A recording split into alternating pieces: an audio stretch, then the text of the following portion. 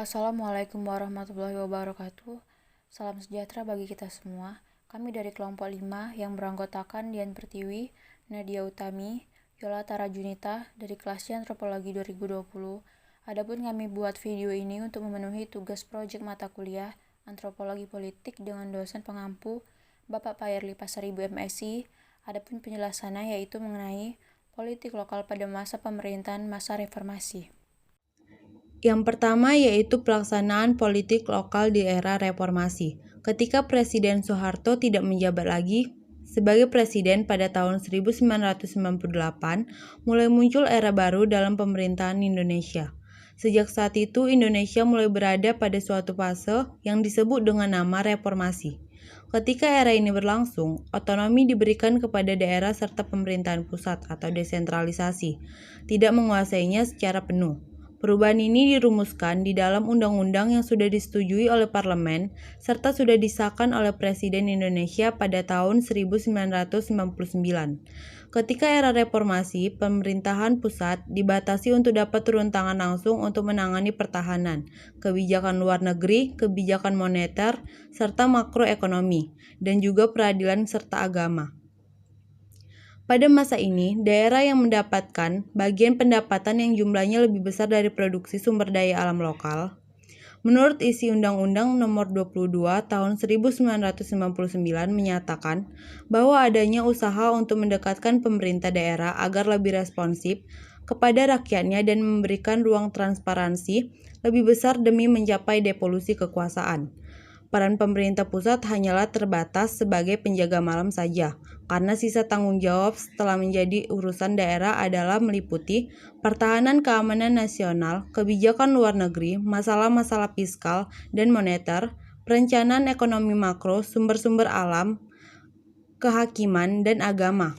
Daerah memiliki kewenangan mengurus pekerjaan umum, pendidikan dan kebudayaan, pemeliharaan kesehatan, pertanian, perhubungan, industri, perdagangan, investasi, masalah-masalah lingkungan, koperasi, tenaga kerja, dan tanah.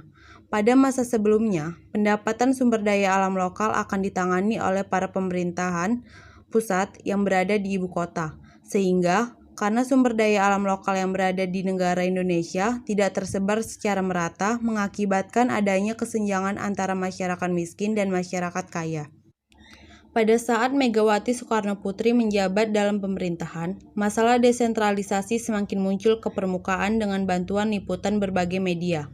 Masalah-masalah seperti korupsi, kepala daerah yang memainkan politik uang ketimbang pelaksanaan janji pada konstituennya, kemudian wakil rakyat yang hanya melahirkan Undang-Undang Nomor 32 Tahun 2004 dan Nomor 33 Tahun 2004, masing-masing tentang pemerintahan daerah dan perimbangan keuangan pusat dan daerah. Desentralisasi yang terjadi juga menimbulkan adanya tindakan berupa kekerasan yang terjadi di wilayah Indonesia. Tindak kekerasan yang terjadi ini memiliki kaitan dengan perbedaan etnis dan agama yang menimbulkan adanya persaingan antar masyarakat untuk dapat memiliki posisi politik lokal. Ada beberapa tindakan yang terjadi pada masa reformasi yaitu, yang pertama adanya kebebasan pers, yang kedua memberikan izin mendirikan partai politik dan serikat buruh baru, yang ketiga tahanan politik dibebaskan, yang keempat masa jabatan presiden menjadi 2 periode 5 tahun, yang kelima yaitu desentralisasi kekuasaan berada di daerah. Selama 5 keputusan tersebut masih ada keputusan lain yang terjadi pada masa reformasi yaitu penjadwalan pemilihan umum yang baru. Pemilihan ini dilaksanakan pada Juni 1999. Pada masa itu parlemen tidak memiliki keinginan untuk dapat mengurangi pengaruh politik, militer serta melakukan penyelidikan pada kekayaan Soeharto. 2. Pengaruh politik lokal terhadap efektivitas pemerintahan di era reformasi. Sistem politik dari pemerintahan Indonesia mengalami perubahan yang awalnya bersifat otoritarian, akhirnya menjadi sistem politik yang demokratis. Perubahan yang terjadi pada sistem pemerintahan ini mengakibatkan adanya perubahan terhadap peran dari berbagai pihak. Perubahan tersebut terjadi pada institusi lokal, interaksi antara institusi lokal, serta proses pembangunan yang terjadi secara luas. Dikarenakan adanya perubahan sistem politik ini, maka menimbulkan adanya dinamika politik lokal yang tumbuh dan berkembang menjadi memiliki keberagaman kelokalan atau kedaerahan dalam kerangka politik nasional. Dunia perpolitikan yang haus kekuasaan menyebabkan perilaku korupsi yang terus-menerus terjadi. Korupsi juga terdesentralisasikan ke tingkat daerah. Muncul negara-negara bayangan, tempat elit daerah memegang kendali kekuasaan, bisnis, dan aliran dana. Salah satu korban dari era baru ini adalah lingkungan hidup Indonesia. Izin-izin penebangan dan pertambangan dalam skala besar diberikan oleh otoritas lokal, terutama di pulau-pulau yang kaya sumber daya seperti Sumatera dan Kalimantan, sebagai ganti bayaran uang yang besar. Pemberian izin ini biasanya dilakukan tanpa proses administratif maupun pengawasan. Pada zaman era reformasi dalam politik lokal, dikenal sistem patron klien dalam memperebutkan dan bersaing memegang kekuasaan di daerah. Para orang yang berpengaruh di daerah harus memiliki 3 modal utama, yakni modal ekonomi, modal sosial, dan modal politik, yang sangat berpengaruh dalam proses menjadi penguasa daerah. Patron-patron di pemerintah pusat yang dimiliki oleh orang berpengaruh di daerah tersebut akan menambah mempertahankan posisinya di daerah dengan adanya restu dari para penguasa elit pusat. Dengan demikian, para elit pusat akan tetap bisa mengendalikan elit-elit lokal karena telah memberikan bantuan kepada para elit lokal. Pada saat ingin menjadi elit politik, maka tentunya membutuhkan bantuan-bantuan maupun dorongan dari para inspektor yang akan membantu membiayai kampanye elit lokal tersebut. Hal ini tentunya bertujuan agar dapat memperoleh peluang yang lebih besar dalam bisnis di daerah tersebut. Karena apabila calon atlet tersebut berhasil memegang kekuasaan di daerah tersebut, maka nantinya elit politik itu akan memberikan proyek yang ada di daerah tersebut pada para pemilik modal yang telah membantunya di awal percalonan. Proses dan desentralisasi yang terjadi terkadang juga disertai dengan adanya tindakan kekerasan. Kekerasan yang terjadi ini biasanya memiliki kaitan dengan perbedaan etnis maupun agama karena perbedaan ini akan mengakibatkan adanya persaingan untuk dapat memperoleh kedudukan politik di suatu daerah.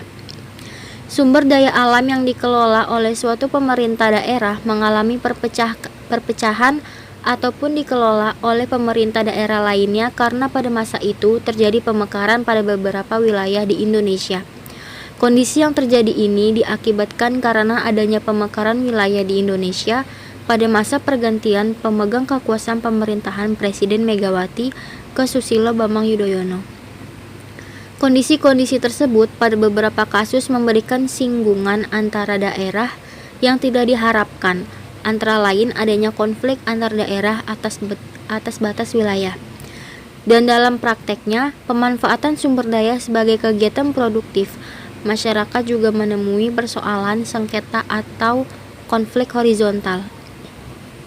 Setelah masa pemerintahan Soeharto berhenti pada tahun 1998, mulailah era reformasi muncul dan dianggap sebagai awal dari penggerak yang akan membawa Indonesia menuju dunia politik yang dapat terwujud desentralisasi serta partisipasi masyarakat dalam mengambil suatu keputusan. Secara ideal dapat dianggap bahwa mulai adanya ruang terbuka bagi politik di era Soeharto.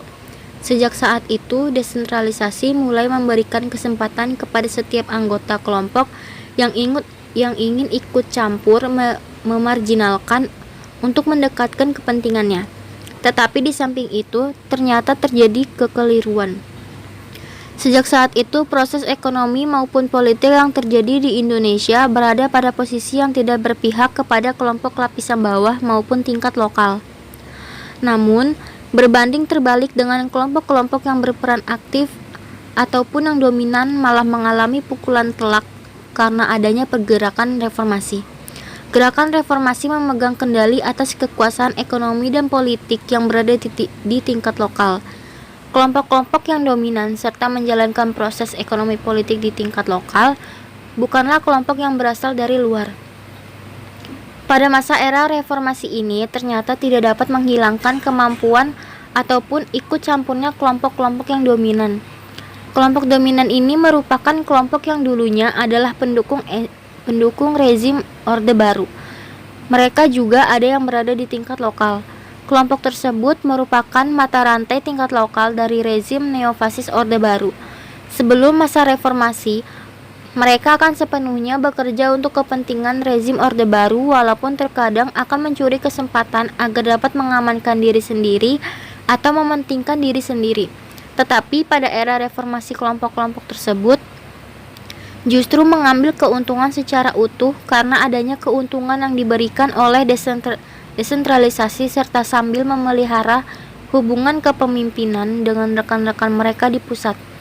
Kelompok-kelompok ini mampu untuk menyesuaikan diri dengan era reformasi. Dalam era reformasi ini mulailah terbentuk kelembagaan-kelembagaan baru, seperti partai politik, pemilu lokal, parlemen, dan desentralisasi pemerintahan. Kelompok dominan yang cepat melakukan penataan diri ini kemudian memiliki akses yang sangat kuat untuk dapat ikut andil dalam menangani perekonomian serta politik yang ada di wilayah Indonesia. Yang ketiga, rekomendasi. Secara keseluruhan, diperlukan ikhtiar yang sungguh-sungguh dalam menerapkan desentralisasi sebagai kerangka logis menumbuhkan politik lokal yang mampu memfasilitasi peran Pemda yang semakin efektif. Terkait kondisi tersebut, maka perlu upaya untuk meningkatkan mutu politik lokal melalui beberapa arah kebijakan, seperti yang pertama, perlunya penguatan pemahaman terhadap penerapan desentralisasi simetris dan asimetris oleh daerah sehingga tetap berfokus pada upaya mensejahterakan masyarakat dalam kerangka Negara Kesatuan Republik Indonesia dan menjalin hubungan harmonis dengan daerah. Yang kedua, perlunya pemerintahan melakukan upaya harmonisasi antara undang-undang maupun peraturan legal formal lainnya sehingga desentralisasi dapat berjalan lebih baik dan memfasilitasi dinamika politik yang kuat. Yang ketiga, perlunya meningkatkan harmonisasi kerjasama antar daerah dengan mensinergikan pada upaya-upaya meminimalkan ego sektor di tingkat daerah maupun pemerintahan pusat. Yang keempat, perlunya memfasilitasi regulasi yang tepat dan terpadu dalam mengatasi masalah-masalah pembangunan terkait dengan hak kepemilikan dan tanah di daerah serta peran institusi politik lokal dalam memediasi potensi kelembagaan lokal atas sumber daya lokalnya. Yang kelima, perlunya memperkuat peran-peran kelembagaan lokal dengan memberikan peran dan pengaruh terhadap toleransi antara pemeluk kepercayaan sekaligus secara simultan meminimalkan ideologi politik lokal yang ekstrim berdasarkan kepercayaan tertentu dan bersifat intoleran. Yang kelima, perlunya meningkatkan kapasitas institusi lokal yang berbentuk struktur politik lokal pada masa kapasitas kepelayanan, kewenangan, pengembangan sumber daya manusia, kaderisasi dan kepemimpinan, serta mengembangkan nilai, mengalokasikan sumber daya alam, dan akuntabilitas. Dan yang terakhir, perlunya menyusun kembali upaya meningkatkan kualitas politik lokal dalam mendorong efektivitas pemerintahan daerah dengan memaksimalkan pembelajaran yang positif dari Pemda yang telah cukup baik melaksanakannya kepelayanan kepada masyarakat. Kesimpulannya yaitu ketika era ini berlangsung, otonomi diberikan kepada daerah serta pemerintahan pusat tidak menguasainya secara penuh. Perubahan ini dirumuskan di dalam undang-undang yang sudah disetujui oleh parlemen serta sudah disahkan oleh Presiden Indonesia pada tahun 1999. Pada saat Megawati Soekarno Putri menjabat dalam pemerintahan, masalah desentralisasi semakin muncul ke permukaan dengan bantuan liputan berbagai media. Masalah-masalah seperti korupsi, kepala daerah yang memainkan politik uang ketimbang melaksanakan janjinya pada konstituennya, kemudian wakil rakyat yang hanya melahirkan Undang-Undang Nomor 32 Tahun 2004 dan Nomor 33 Tahun 2004, masing-masing tentang pemerintahan daerah dan perimbangan keuangan pusat dan daerah. Desentralisasi yang terjadi juga menimbulkan adanya tindakan berupa kekerasan yang terjadi di wilayah Indonesia.